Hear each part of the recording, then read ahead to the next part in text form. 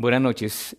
Continuamos con el estudio del libro profético de Daniel y para hoy nos corresponderá ver el capítulo número 7. Pero mirando un poco, haciendo un recorder y su historia acerca de lo que es el libro de Daniel, eh, se dice que fue escrito en el año 525 al 535 antes de Cristo. Eh, Daniel fue uno de los llevados a Babilonia, de los primeros llevados a Babilonia, entre los 15 y 19 años de edad. Por el año 586 a 587, la nación de Israel perdió su independencia cuando fue destruida y llevada cautiva por los babilonios. Esto fue en un tiempo del imperio babilonio, por supuesto, con el rey Nabucodonosor a la cabeza, y después vino el imperio medo-persa con Ciro el Grande, después vino el imperio griego con Alejandro Magno, después vino el imperio romano, y Daniel fue uno de los primeros, como lo decía aquí, en ser llevado a Babilonia junto con otros amigos, Sadrach, Mesach y Abednego, que fueron los nombres que se les colocaron allí en Babilonia. Después de 70 años de cautiverio, se les permite a ellos volver otra vez a su patria, pero ya no con una independencia como la había antes. Ya serían subyugados por los pueblos gentiles. Sabemos que Jesús nació en medio del imperio romano, que es el último de los imperios, y que su independencia se logró solamente hasta el año 1948. El 15 de mayo fue constituida como una nación independiente. Pero Israel, como lo dije, no ha llegado a ser la Israel de antes porque es un país que depende mucho de otros países para surgir. Uno entre ellos es Estados Unidos, sabiendo también de que el Señor es el que cuida a la nación de Israel. En Lucas capítulo 20, Lucas capítulo 21, versículos 20 al 24, está la narración de algo grandioso y profético de parte de los propios labios del Señor Jesús, hablando de estos acontecimientos futuros. Dice, pero cuando viereis a Jerusalén rodeada de ejércitos, sabed entonces que su destrucción ha llegado. Entonces los que estén en Judea huyan a los montes, y los que en medio de ella váyanse, y los que estén en los campos no entren en ella, porque estos son días de retribución para que se cumplan todas las cosas como están escritas. Versículo 23 dice más, ay de las que estén encintas y de las que críen hijos en aquellos días, porque habrá gran calamidad en la tierra, e irá sobre este pueblo y caerán a filo de espada y serán llevados cautivos a todas las naciones. Y Jerusalén será hollada por los gentiles hasta que los tiempos de los gentiles se cumplan. Tenemos que hacer mucho énfasis en lo que es el tiempo de los gentiles. Los tiempos de los gentiles comenzó cuando la nación de Israel fue llevada cautiva a Babilonia en el año 586 a.C.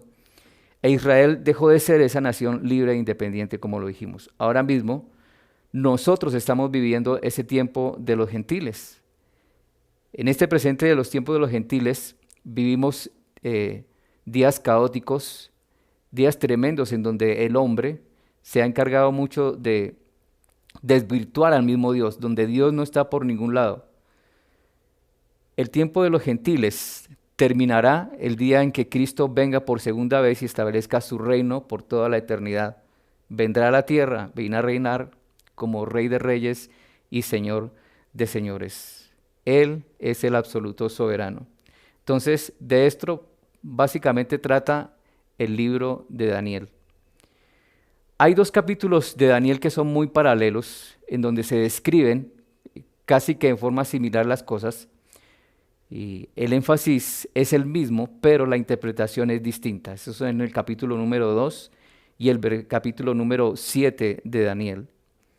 En el capítulo 2, el tiempo de los gentiles está representado por la estatua en la que Daniel le muestra a Nabucodonosor, ¿sí? El sueño que había tenido Nabucodonosor, y Daniel, interpretándolo, veía a una estatua de oro, de bronce, de hierro, y hierro con barro, y esto y de plata también, y representaba esto en los poderes mundiales que vendrían.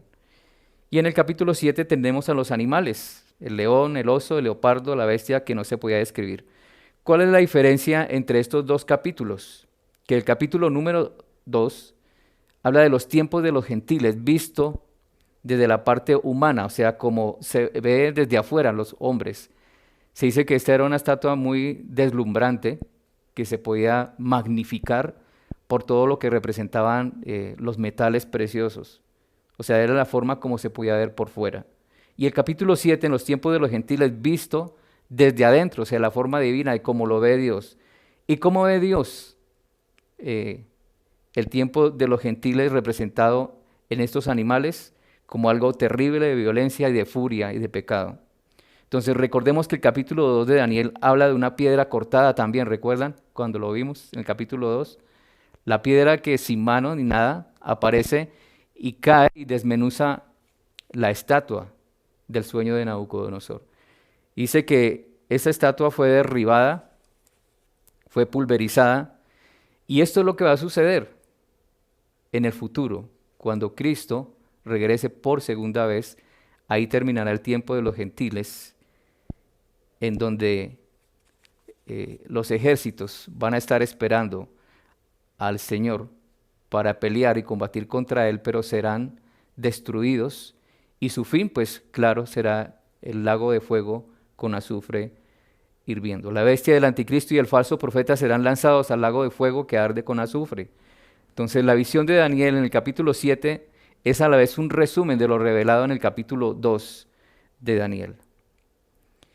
Ya entrando y mirando las visiones, la visión que vio, Daniel, vamos a mirar en nuestro estudio de hoy el primer versículo. Dice: en el primer año de Belsasar, rey de Babilonia, tuvo Daniel un sueño y visiones de su cabeza, mientras estaba en su lecho. Luego escribió el sueño y relató lo principal del asunto. Daniel no nos puede dar más detalles de los que nos está contando aquí en esta visión, y es el Espíritu Santo que solo quería mostrarle y revelarle lo que tenía que decir. Así de que esto es lo que vamos a mirar hoy, lo que vio Daniel en esta visión. En el capítulo 2 dice, Daniel dijo, miraba, en el versículo 2, dijo, miraba yo en visión de noche, y aquí que los cuatro vientos del cielo combatían en el gran mar. Y aquí nos está hablando de los 4 puntos cardinales. Eso es lo que podemos decir acerca de esos 4 vientos, de dónde vienen. Y habla también acerca del poder. También hay escritores que hablan acerca de que es la soberanía de Dios representada en la fuerza de los vientos para luchar contra los hombres. Y dice el texto en el versículo 2 que está allí Daniel mirando, y aquí 4 vientos del cielo combaten en el gran mar. Hay algo que va a suceder allí dentro de ese mar. En el versículo 3 dice, y 4 bestias grandes diferentes, la una de la otra, subían del mar. Entonces ya nos está mostrando Daniel que hay 4 seres que van a surgir dentro del medio del mar. En el capítulo 7, versículo 17, también se va a mencionar más adelante acerca de ese lugar.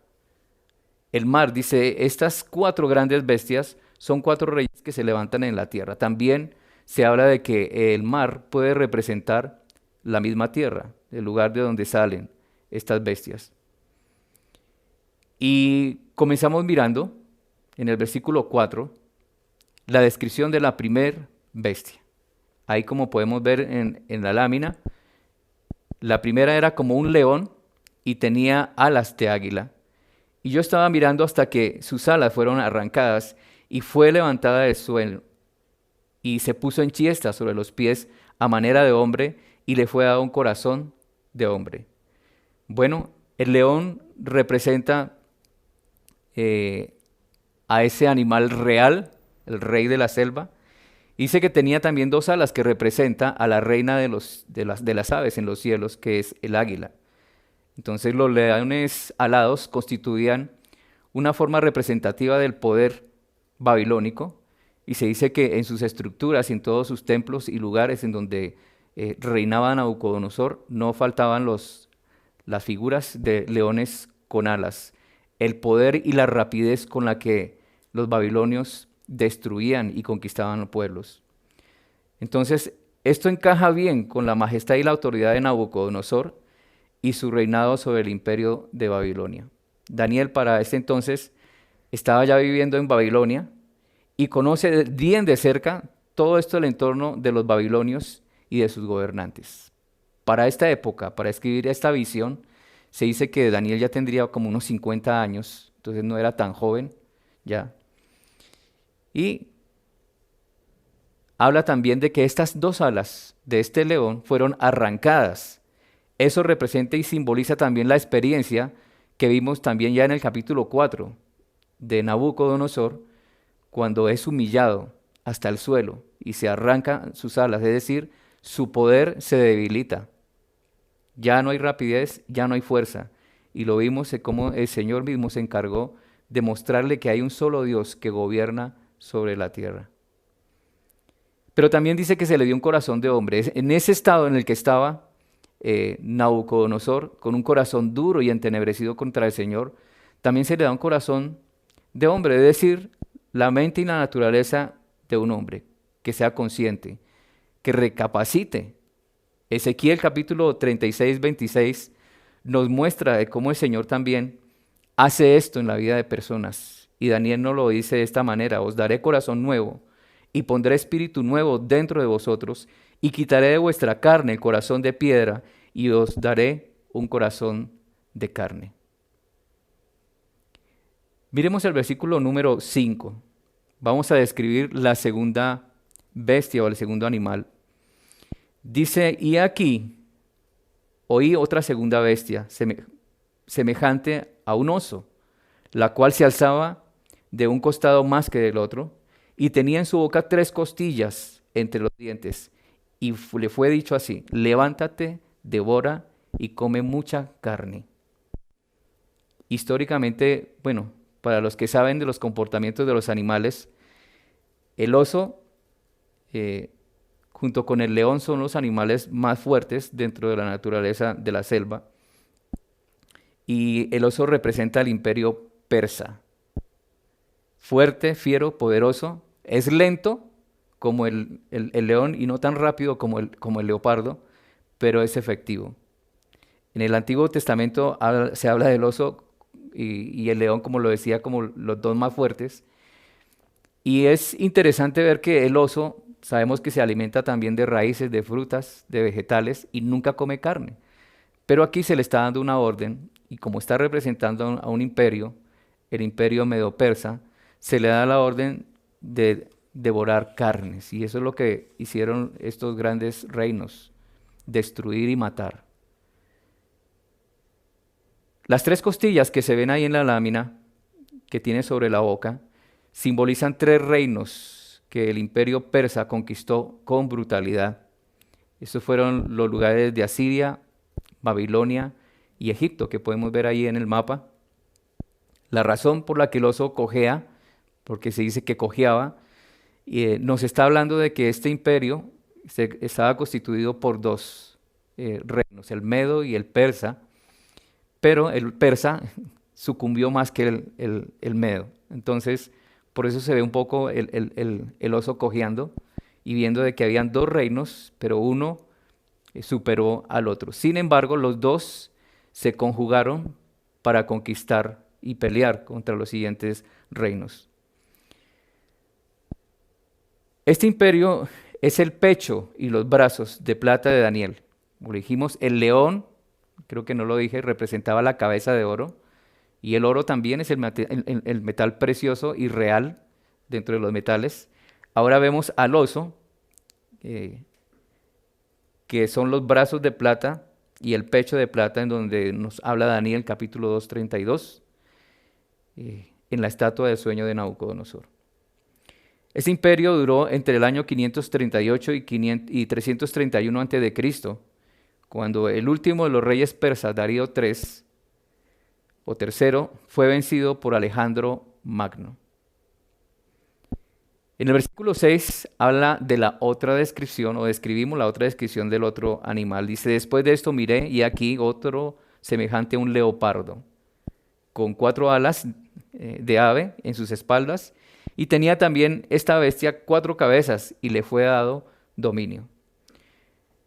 El leopardo, con 4 alas, representa también al imperio griego de Alejandro Magno.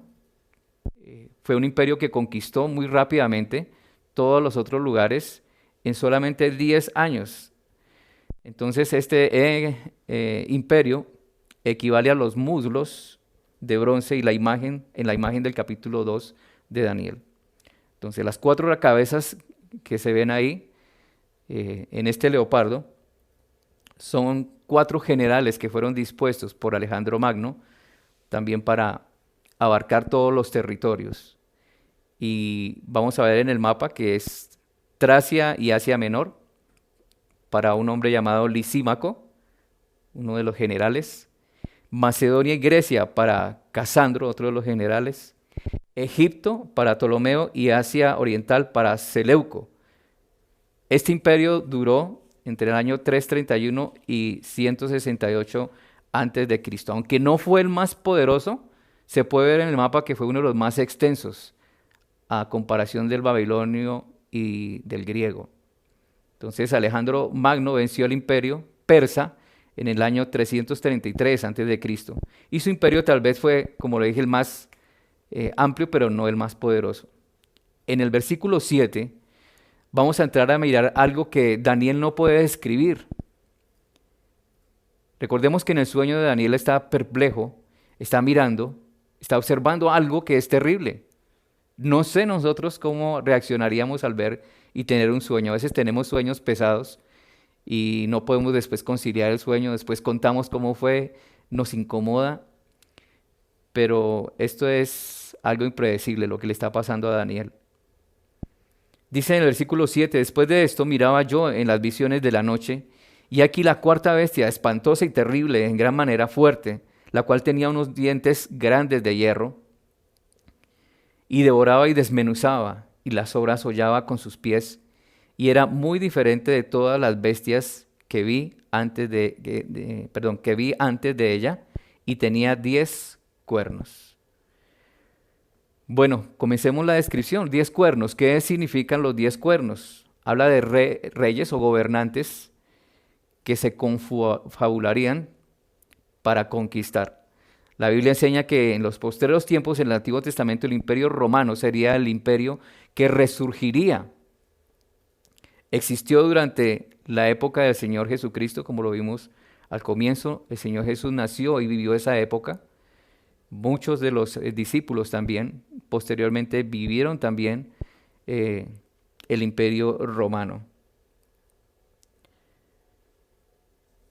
Dicen que en medio de estos 10 cuernos va a surgir uno más pequeño.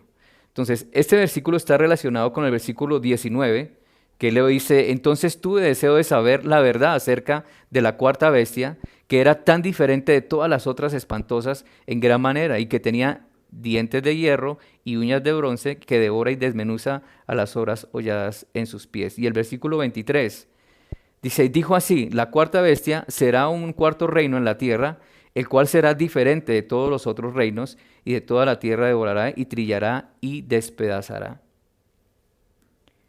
Entonces esta bestia, con dientes grandes de hierro, equivale a las piernas y a los dedos de los pies de la estatua de Nabucodonosor. Entonces, Roma es establecida como la gran bestia grande, poderosa y terrible, que devora y desmenuza a todos los pueblos conocidos de su época. Entonces, fíjese que al parecer cada uno de los reinos que va pasando deja de ser poderoso, y uno que viene es mucho más poderoso que el otro. Bueno, dice que esta bestia, en medio de esta bestia, de estos 10 cuernos, sale uno que le llaman el cuerno pequeño. Se le llama pequeño porque, según los historiadores, dice que es la manera secreta como entró este hombre, porque es un hombre, y también una forma insignificante, pequeña, surgiría tranquilamente, poquito a poquito, logrando una capacidad inmensa y más grande que los demás, y los dominaría. Ese cuerno pequeño se llama el anticristo. Fíjense que sale dentro de los 10 cuernos. Dice que 3 de estos cuernos serán quitados, quedarían 7, y este que surge lo cuentan como el 8, el número 8 de entre los cuernos.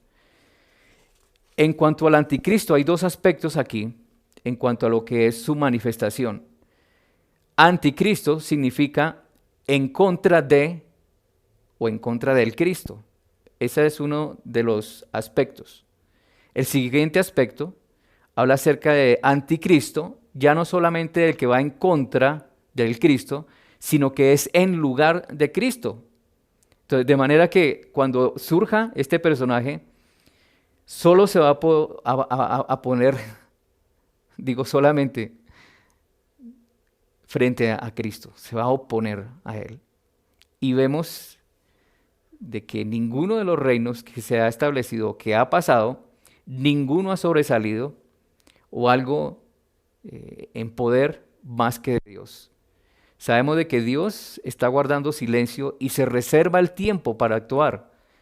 ¿Sí? Estos países han hecho lo que han querido a través de toda la época, y aún en esta época el Imperio Romano, decimos que como imperio, como lo veíamos antes o como se veía antes, no existe, pero es algo muy sutil como se está manifestando Roma en estos tiempos. Entonces, Cristo, se ve allí algo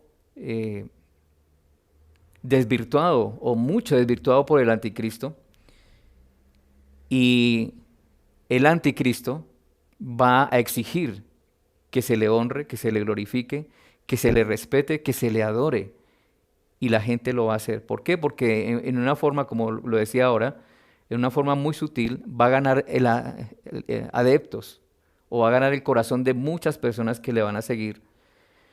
En el capítulo 13 de Apocalipsis, solamente para mencionar, se encuentra allí de que este cuerno pequeño, el anticristo, fue herido con una herida mortal y murió, pero resucitó al tercer día. O sea, es la forma como el anticristo manifiesta o querer ser igual a Cristo en sus acontecimientos. Ya en Apocalipsis capítulo 13, versículo 1, se ve el resurgir del anticristo que muere y resucita. Dice, me paré, sobre la arena del mar y vi subir del mar a una bestia que tenía 7 cabezas y 10 cuernos, y en sus cuernos 10 diademas, y sobre su cabeza un nombre blasfemo. Está hablando de la bestia, que es el mismo anticristo que surge, que resucita de en medio y se hace presente para actuar. Esa bestia es la misma que hablamos en el capítulo 7 con cabezas y 10 cuernos, y tiene que ver con los reinos que se van a organizar en los postreros tiempos. Tan pronto como el anticristo comience a organizarse o a manifestar, se hará también en forma simultánea la aparición del Hijo del Hombre, que es Cristo. En el versículo 9 dice, estuve mirando hasta que fueron puestos tronos y se sentó un anciano de días, cuyo vestido era blanco como la nieve y el pelo de su cabeza como lana limpia. Su trono llama de fuego y las ruedas del mismo fuego ardiente. Dice el versículo que fueron puestos tronos. Esos son tronos de juicio que va a establecer Dios en el mismo momento cuando el anticristo aparece para su manifestación. Van a ser 2 cosas simultáneas. Un anciano de días habla acerca del Dios Todopoderoso. Dice que es blanco como la nieve, hablando de su santidad. Y también dice que su cabeza como lana limpia. Habla también del ser que debe ser solamente adorado, nuestro gran Dios, y reverenciado. La aparición del anticristo se dará en un periodo llamado la Gran Tribulación, que será de 7 años equivalentes a la semana número 70 de Daniel, que se verá en el capítulo 9. Esto es excitante y esto es maravilloso ver cómo el Señor en los tiempos futuros va a actuar. A veces se considera que son temas pesados de entender, pero fíjense que en forma sencilla lo podemos tratar de decirlo, tratar de interpretarlo, tratar de manifestar lo que el Señor nos quiere decir aquí. Y desde que Cristo murió, Dios ha guardado silencio, como lo decía ahorita. Pero viene el día cuando Él va a intervenir, y ese es el tiempo cuando Él establecerá su reino. Habrá un tiempo de tribulación, sí, claro, se manifestará este hombre, la bestia, que es el anticristo. 3 años y medio hablando de paz y seguridad, como lo vemos también en los evangelios, pero 3 años y medio de persecución. Entonces, Dios tiene un plan bien trazado y bien colocado que Él va a terminar en su tiempo, y para todos los impíos que estén contra el plan de Dios, hay un lugar determinado que es el lago de fuego ardiendo. En capítulo 20 de Apocalipsis 11 al 15 encontramos la descripción final de ese lugar en donde estarán el dragón, la bestia y el falso profeta. Satanás inaugurarán el infierno. Nos habla acerca de las ruedas del mismo y fuego ardiente, describiendo el versículo 9, y habla de la perfección, o sea, de la perfección y la forma completa como Dios va a cumplir todo. Una rueda tiene 360 grados, es una circunferencia completa, hablando de que es todo un entorno completo en todo lo que se va a hacer en cuanto al cumplimiento de lo que Dios ha dicho, cumplimiento profético. En el versículo 10 habla y dice que es un río de fuego que procedía y salía de delante de él, y millares de millares le servían y millones de millones asistían delante de él. Está hablando del anciano de días. ¿Quién más puede ser en los cielos que represente a los ángeles sirviéndole, a las grandes huestes celestiales en torno a él? Pero dice que le servían millones de millones y le asistían, y el juez se sentó y los libros fueron abiertos. El juez se sienta y comienza el juicio. Es lo que sucede en los grandes juzgados, ¿no? Entran todos, se organizan, y cuando el juez se va a sentar o se sienta, es cuando va a comenzar realmente el juicio. Y allí dice que los libros fueron abiertos, los libros de las obras de toda la humanidad. Allí se tienen registradas todos los hechos de los hombres. También existe un libro que se llama el libro de la vida, donde también está manifestada la sombra de los creyentes. Pero allí el Señor tiene registrado y no se le ha escapado nada de todo lo que los hombres a través de la historia han hecho, aún en el presente y en el futuro antes de que Él venga. Allí está sentado como el juez, abre los libros. En el versículo 11 dice, yo entonces miraba, ahí está Daniel mirando todavía en la visión, a causa del sonido de las grandes palabras que hablaba el cuerno, y miraba hasta que mataron a la bestia y su cuerpo fue destrozado y entregado para ser quemado en el fuego. En el versículo 12 dice, y había también quitado las otras bestias su dominio, pero les había sido prolongada la vida hasta cierto tiempo. Y sigue diciendo, miraba yo en la visión de la noche, y aquí que con las nubes del cielo venía uno como hijo del hombre, este es Jesús, que vino hasta el anciano de días y le hicieron acercarse delante de él. Versículo 14 dice, y le fue dado dominio, gloria y reino para que todos los pueblos, naciones y lenguas le sirvieran. Su dominio es dominio eterno que nunca pasará, y su reino uno que no será destruido. Y aquí se nos describe cómo va a ser el reino, un reino que no tendrá fin. Recordemos que el Señor había hecho un pacto con David y manifestaba justamente esto, un reino que será estable, un reino que implica la mención de hombres que a través de la historia se mantuvieron en ese reino, como David, posteriormente su hijo Salomón. En 2 de Samuel capítulo 7:16 dice, y será afirmada tu casa y tu reino para siempre delante de tu rostro, y tu trono será estable eternamente. La promesa de Dios en la casa de David es cumplida en su totalidad en la persona del Señor Jesucristo. Jesús reina y seguirá reinando en el trono de David para siempre. El anuncio hecho por María acerca del reino dice lo siguiente en Lucas 1, versículos 31 al 33. Entonces, el ángel dijo a María, no temas, porque has hallado gracia delante de Dios, y ahora concebirás en tu vientre y darás a luz un hijo, y llamarás su nombre Jesús. Este será grande y será llamado Hijo del Altísimo. Y el Señor Dios le dará el trono de David su padre y reinará sobre la casa de Jacob para siempre, y su reino no tendrá ¿qué? Fin. Será un reino estable, fuerte, firme y que no tendrá fin. En el versículo 15 sigue hablando de Daniel, dice, y se me turbó el espíritu a mí, Daniel, en medio de mi cuerpo, y las visiones de mi cabeza me asombraron, perdón. Cada vez que él iba mirando la visión, como que algo más iba pasando dentro de su ser. Algo se movía dentro de su cabeza. Él no podía estar tranquilo lo que estaba viendo. Y allí en el versículo 16 se va a ver la revelación angelical. Allí se va a acercar a uno de los seres angelicales que estaba cerca en la visión y se va a acercar para preguntarle, explíqueme lo que ya explicamos en los versículos anteriores.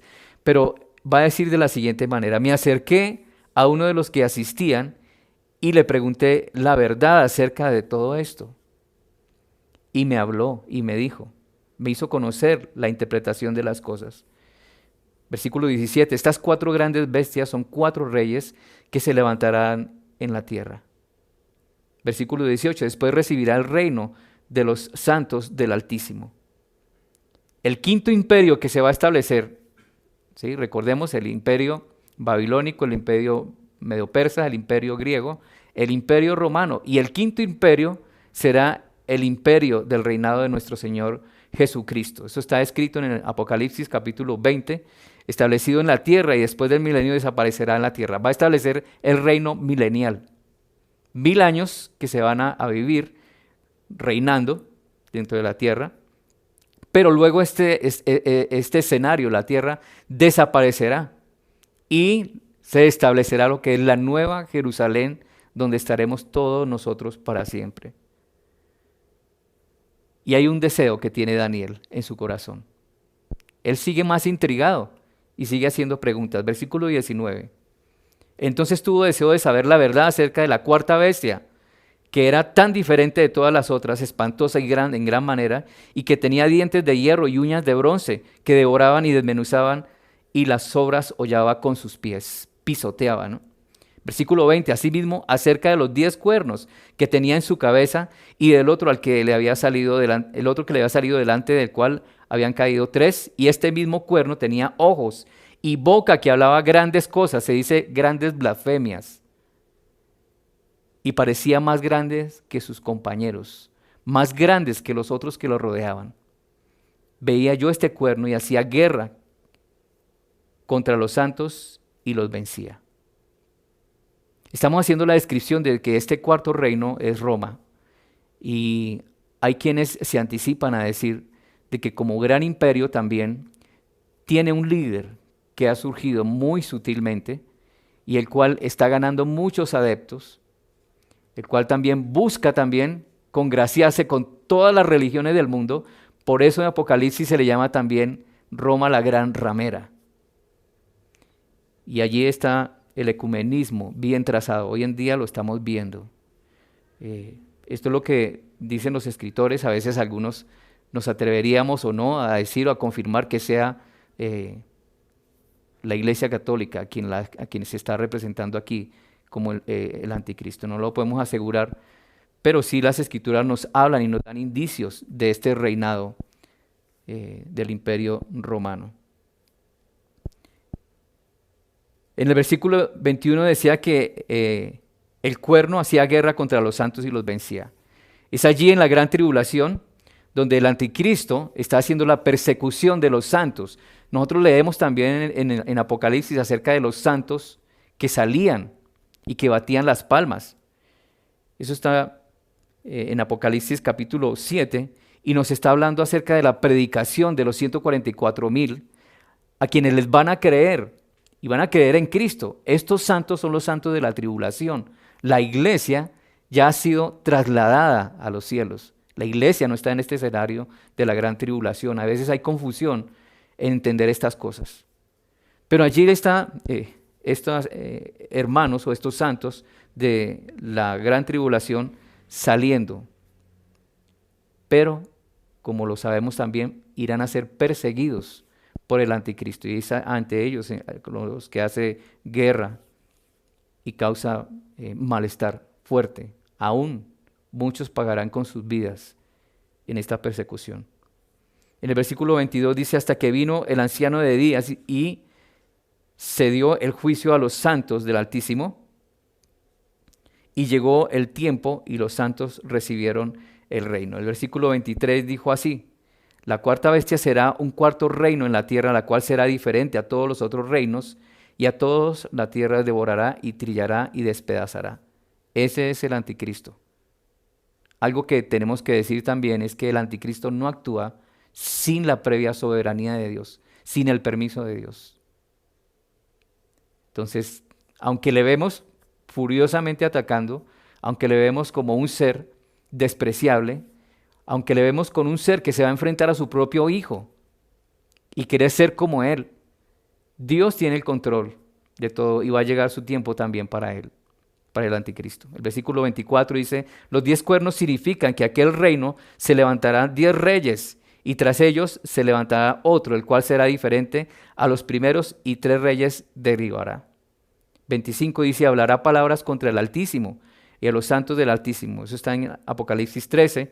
Quebrantará y pensará en cambiar los tiempos de la ley y serán entregados en sus manos hasta tiempo y tiempos y medio tiempo. Son 3 años y medio que serán entregados al anticristo. Dijimos que eran 7 años en donde el anticristo trazaría su programa de la gran tribulación, 3 años y medio de paz, supuestamente, y los otros 3 años y medio donde perseguirá. Y allí al final, ya en el momento en que él está estableciendo la persecución contra los santos, aparecerá el Hijo del Hombre. Allí está la intervención divina. Versículos 26 y 27 dice, pero se sentará el juez. Recordemos que cuando se sienta va a determinar juicio.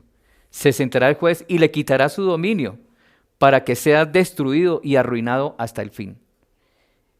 Entonces, versículo 27 dice que el reino y el dominio y la majestad de los reinos debajo de todo el cielo se ha dado al pueblo de los santos del Altísimo, cuyo reino es reino eterno y todos los dominios le servirán y obedecerán. Recordemos de que nosotros también estaremos sentados sobre los reinos. El Señor nos dará ese privilegio de estar allí.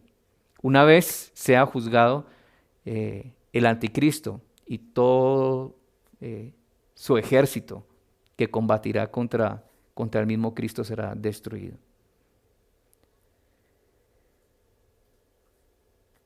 Ya en el versículo 28 dice, aquí fue el fin de sus palabras.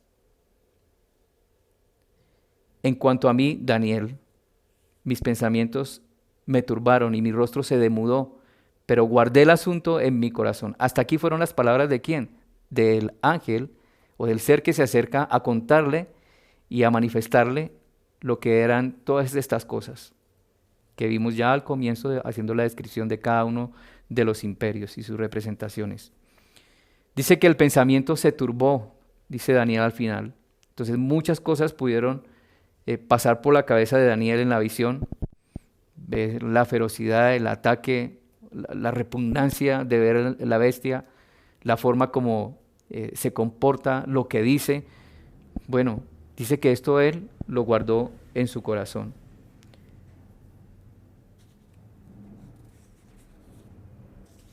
Dice que a punto de quedar enfermo, postrado en su cama. En el capítulo 8, que es lo que vamos a ver al final, también habla al final, el versículo número 27, dice, yo Daniel quedé quebrantado y estuve enfermo algunos días, y cuando convalecía atendía los negocios del rey, pero estaba espantado a causa de la visión y no entendía. Está hablando de la otra visión que vamos a ver en el capítulo 8, pero le sucede lo mismo. Aquí dice que su rostro se demudó en el capítulo 7 y en el capítulo 8 dice que quedó quebrantado a punto de estar postrado en la cama.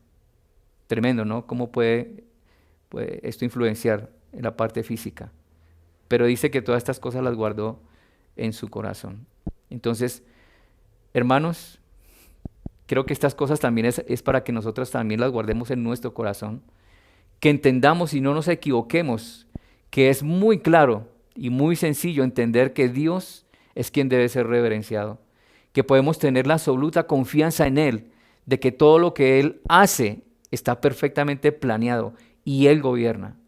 Entonces, ¿Dios está en su trono? Sí, y establece ese plan perfecto y lo terminará el día que Él así lo desee.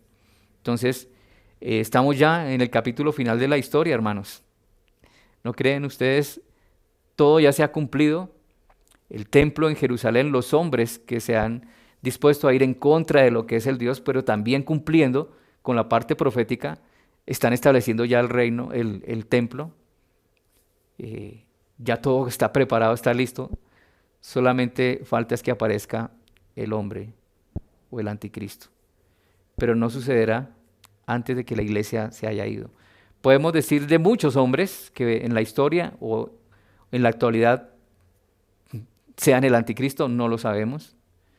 Pero lo que sí es cierto es que no se va a manifestar sino después de que la iglesia se haya ido. Su manifestación fiera, como lo vimos ahí, y poderosa. Estamos cerca ya del rapto de la iglesia. ¿Cuánto tiempo será más que tendremos que esperar? No lo sabemos. El Señor sí sabe el momento justo en donde todos los que han creído o los que hemos creído en la persona del Señor Jesucristo, seremos un día arrebatados y nos iremos con Él.